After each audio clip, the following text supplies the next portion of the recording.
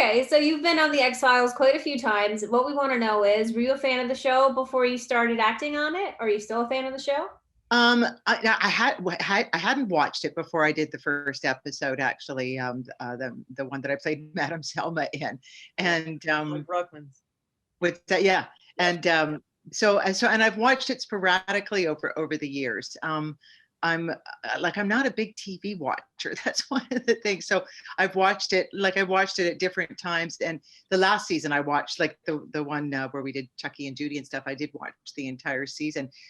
Mostly because during the years that X-Files was playing, I was in theater most of that time. So I was on stage every night, and I didn't have, recording capability and stuff like that. So I didn't actually see too much TV unless it was like, on at midnight when I got home from the show, 6 nights a week. So it really wasn't quite possible. What's it like starring at home, the most controversial episode in TV history? Was there any idea that would cause a fuss while you guys were filming it? Did you think it was all going to be as controversial as it ended up? I never thought about that. I mean, I remember from the first time I read the script, like even, or, the bits of stuff for the auditions, I was like, this is out there. Like, this is just out there. Right. And my focus was so much inside playing Mom Peacock, and like, how do you find a person who, has no arms and no legs and lives under a bed and is, has interesting relationships with her sons. So like, the psychology of that and the physicality of that, working with so little. So I never actually thought about the larger picture of things. And I've never been someone who, like things that have like gore or violence or anything or stuff, like I'll close my eyes. So truth be told, when Home aired on, was that Halloween 1994 or 6, was it? 4, 6? Yeah, 6. Yeah. 96. I watched it. I was able to watch it, and I watched it with the script like in front of me, with hands over my eyes whenever I knew there was going to be a yucky bit coming up, which would often involve me, So I didn't actually see see Home in its entirety when it aired.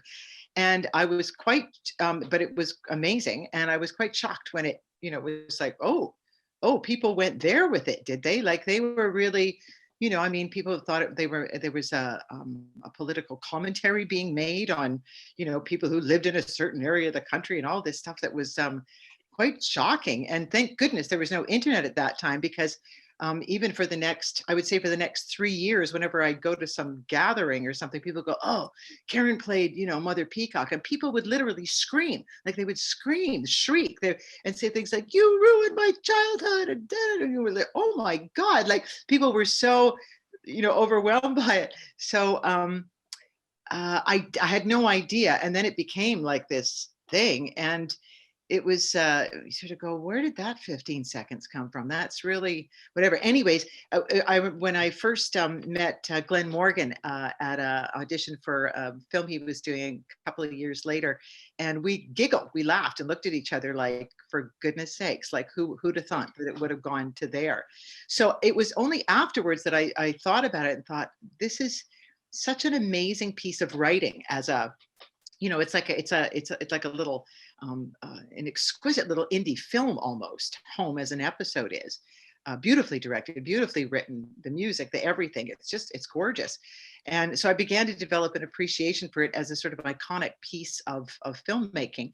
And but I say that to also underscore, when I first went to an X-Files convention in, what was that, in 2016 now, 17? It's sort of hard with the pandemic. It's hard to remember when was when, but they wanted to screen it there. And so there was about 800 fans there or whatever. And I told them, I said, they asked me to host it. And I thought, oh God, how can I admit that I've actually never seen it all the way through, because I don't like to see blood and gore. And so, but I did, I said, I've never watched it all the way through. And I'm going to do that tonight. I'm not going to close my eyes. And so for the first time, I saw Home beginning to end with 800 X-Files fans. And when I watched it, I felt even more an incredible respect and appreciation for it as an iconic piece of filmmaking. It was not nearly as gory or, yucky is, you know, like I didn't feel like I had to close my eyes during that screening. And anyways, my esteem for it as a just something that an iconic piece of filmmaking went like even skyrocketed further. And the other thing I felt seeing it then was I went, all these years I thought I was like some big part of it or something, but I'm barely in this thing. You know what I mean? It's like Mother Peacock is like, she's so specifically and well placed throughout. But if you actually counted up my screen time, I mean, we're talking, do you know what I mean? Like it's really, you know, and I go, how could a character like that make an impact like that in what is, I don't know, maybe 5% of the episode? Like maybe if we're pushing it, it's true. So that was sort of my journey with it. So now I'm really happy that I actually watched it with all the fans. That was really cool. And they applauded me afterwards for being brave enough to keep my eyes open. And some people kept looking over to go, "Is Konoval got her hands over her eyes?" I'm like, no, all good, we're good. Whatever they did in writing and I mean, I always felt, and I still feel more, but I more this way that where I came to feel that the entire piece of home was like a parable of some sort, of a much larger, it was addressing some larger universal thing somewhere around the idea of what happens if you close yourself off to the world, and you close yourself off and you close yourself off and you go, just me and my people, just like this, and you do that sort of thing. So I felt when I saw it with the fans a couple of years ago, I went, wow, this becomes even more pertinent, even more, it has something more to say as time goes on in terms of, I mean, because I think ultimately that's what and I can't speak for the writers, but that was my sense. But as I went, this is about, at its base to me, is about what happens when you shut down, you go, I'm only safe with this, I'm only safe with this, and I'm only safe with this, and you close your whole world off just to whatever you feel are your people, just that little thing. And look what happens. I'm gonna say that sounds like now. Sounds like everybody now. That's what I mean. It's like it really raised more questions, and rather than just being like a woman with no arms and no legs who lives under a bed and her family and la la la. I think that they were actually saying something much larger, but that's just my feeling about it. Who knows what the writers would say. Plus one, you played 4 characters, 2 of whom are male. Can you tell us about what that was like for you? It was just a blast. It was fun and easy, and the easiest thing I've ever done. I no question.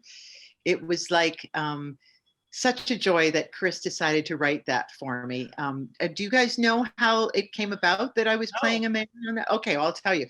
So, you know, after, you know, go back to home, and then Glenn and I meet, and then Glenn Morgan cast me in a couple of different series that he was in, which was really nice. And then along the way, we had a joking thing that sort of started at the end of the first project we'd done together in the 2000s, where I sent him a note at the end of it and I said, thank you, this was very much fun to do, but the next time I work with you, could you please give me a character where it's not a mother who's her sons, because the next project was sort of like that too. So then after the next project, he said, well, what would you like next? And I said, oh, what would I like next? Well, I'd like to play a man at some point. And he went, ha, ha, ha, ha.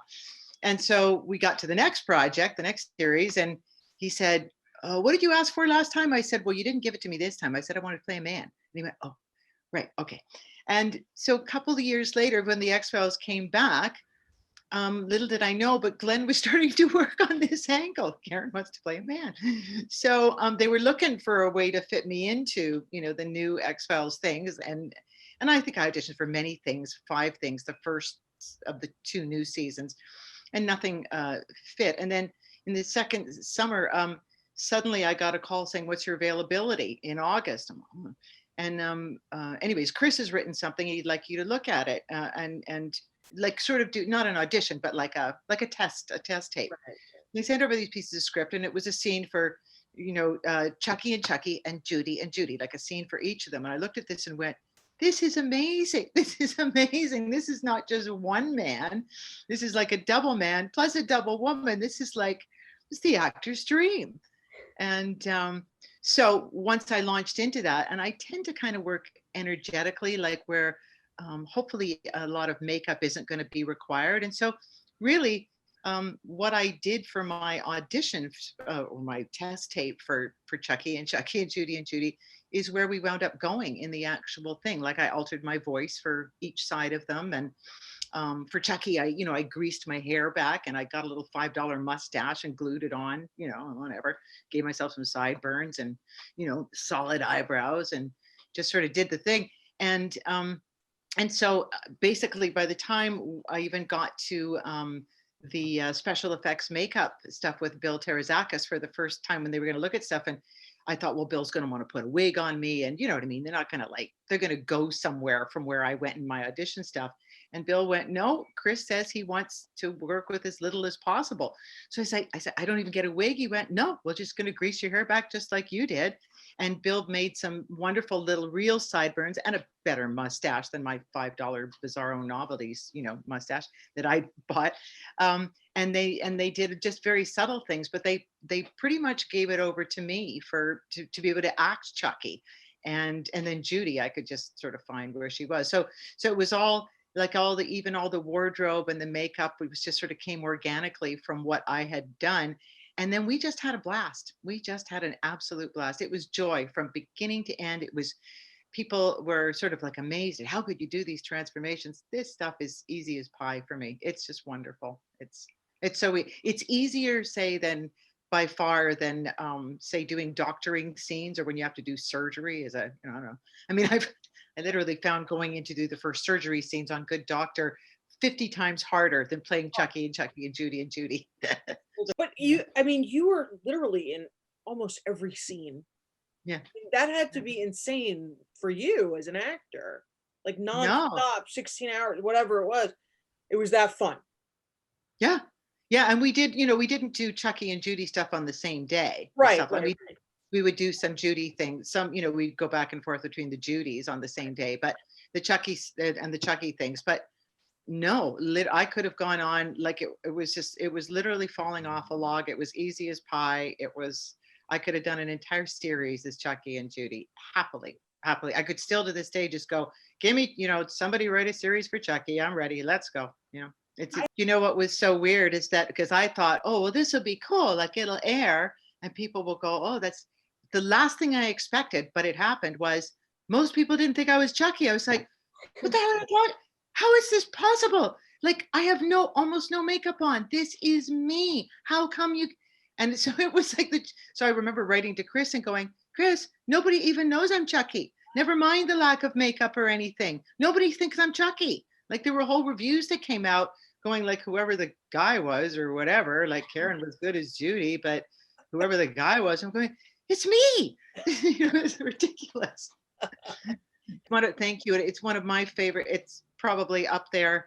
It's probably up there in top 2 or 3 of my favorite things ever to do. Like on stage, on screen. Yeah, definitely. Yeah. David and I had a blast together. We had an absolute total blast. Yeah. Yeah. He's got such a great sense of humor and a subtle one and a tendency to want to see if he can get you to crack up and tight close up. And I could give back as good as I got. So, but we had like in the scenes in the house and stuff, we had a really good time. And I loved hanging with his dog too. He's a really nice dog. So I loved hanging with his dog. You are amazing with your fans. You see you interact with us on Twitter.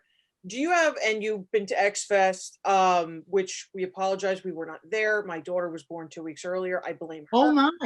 I blame her. It's her fault. Do you have a favorite fan experience that you've had? Well, I never was invited to any fan conventions ever until the X-Fest one. So that's the only one I've ever been to. And it happened once and then it happened a second time. And I don't know if I have a particular single fan experience there, but I was really amazed. It was something I'd always felt kind of odd, like, oh, I don't know about, being a guest at a fan convention or something like that. Cause I don't know. I like to spend time with people directly and not where there's like, I don't know, just the thought of signing, I couldn't get it in my soul to go like, why would anybody want my autograph for what? Like, it just didn't make any sense.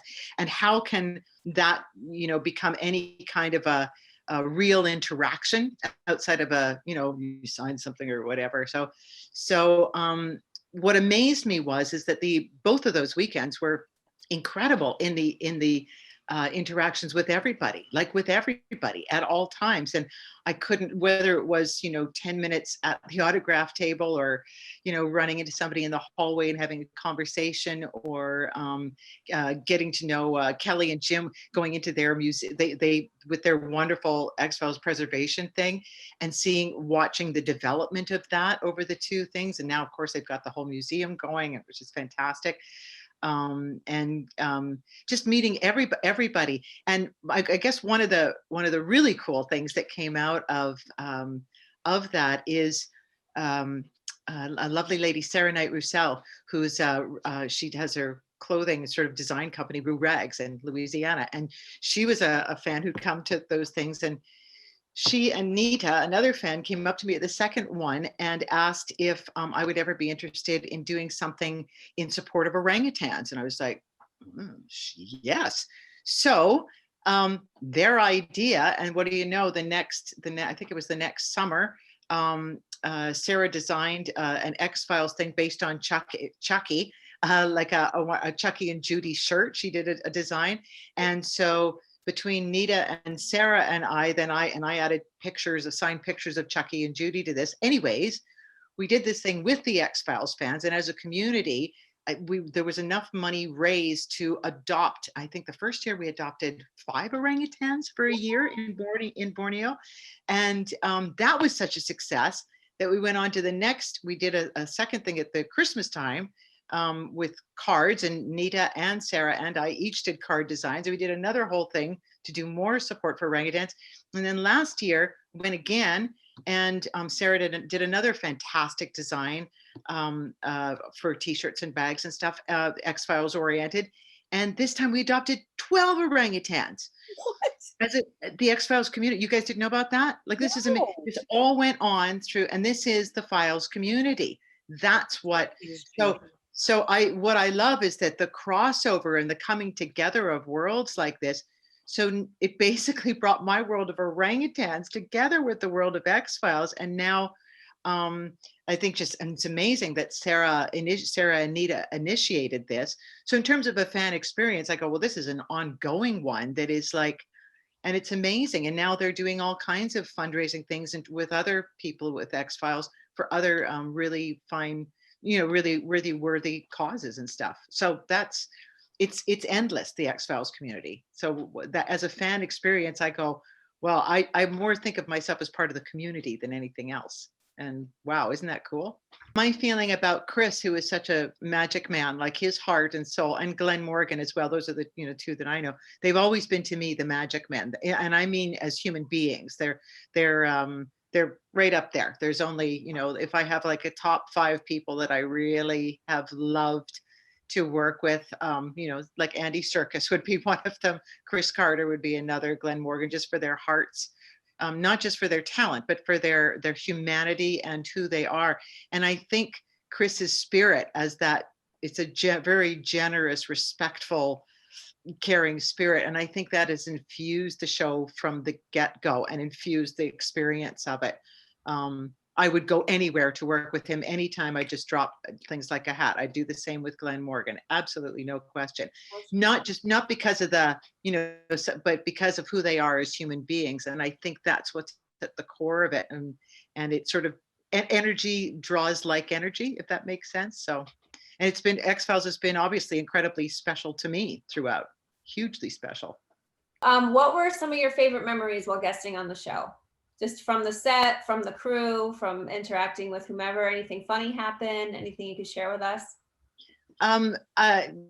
In terms of like playing Chucky and working with David Duchovny and him trying to crack me up. I remember a certain time at the door was the scene where we were sort of when he was, and I was trying to keep him out of the place, and I just can't remember the dialogue and stuff like that, but I can remember him whatever he was doing and as soon as he could see the corner of Chucky's mouth start to go, then he would do it more. So when the cameras turned around on him, then I gave back as good as he'd given me. So it was really, really a blast just working with David in these subtle ways. And I don't know, it's more of an entirety to me. Like I loved the Chucky and Judy episode. So doing every aspect of that. So I couldn't even call one special thing. Oh, I remember remember watching the day of the throwing of the dookie, which they didn't let me have the spoon with the dookie pudding in it because I can't throw worth crap. But the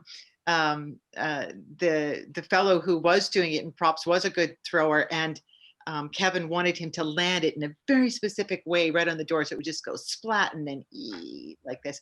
And I remember him firing this stuff from the spoon and everybody having to back off out of the way. And he just watching him do that, that was really fun. I loved watching the throwing of the dookie and thinking, oh my God, thank God it's not me, or we'd be here 3 days from now and everybody would be covered in pudding. It'd be ridiculous. What do you think about the X-Files? What do you think it is about the X-Files that keeps people coming back to it? You know, new generations are exploring the X-Files. It's still very, very popular 27 years later. What do you think it is about the show that keeps it current? That's an ongoing question in my own mind. I really don't feel I have an answer for that outside of an insatiable curiosity about the very same thing. You know what I mean? Like it's the magic of it is a phenomena to me. It really is. Like the magic of every aspect of it is like, what is this thing, the X-Files, that has this this ongoing life and this ongoing world? And as I say, like in terms of the energy of even fan community doesn't feel right to me. The X-Files community, whatever's inside that, all of us from whichever place we fit into the X-Files community and the world that is, I don't think that's an answerable. I don't think one could come up with a single answer to that, but it's a very good question. It's a really good, alive question that will stay like that. I think it's kind of unanswerable in the best way. What is it that keeps the X-Files like this living, growing thing? It's there's just something magical at its core that I almost feel like would be best not answered. Just the fact to go, wow, you know what I mean? Like I couldn't define it, but I wonder at it. Your interaction with the fans have been so much with Chuck and Judy. Did you find that similar with Home? I mean, I knew I followed you before that. Did you didn't find that there were a lot of the fan community was as big with Home, or is it really that the Chuck and Judy character just threw it? Well, it was, no, I think the Home thing, I only learned at the size of the Home sort of like enthusiasm, years later when I heard it was like, the top 12 or favorite episodes or whatever it was. And I was amazed at its, the life, the longevity that had. There was no internet, right, in the 90s and stuff like that. And personally, I didn't even own a computer till 2008. I didn't want to actually, no, I was like, I didn't. And so, and I don't think I got on Twitter even till 2013. So I was really quite unfamiliar with any of that. It was only later that it was like, wow, that thing has really had legs. And I actually still feel to this day that there's probably more fans of Home than there are of Chucky and Judy in whatever way. There are people more aware of Home in that way. But no, I had no clue. I was just off doing musical theater and, little TV gigs until I switched over to more film and TV.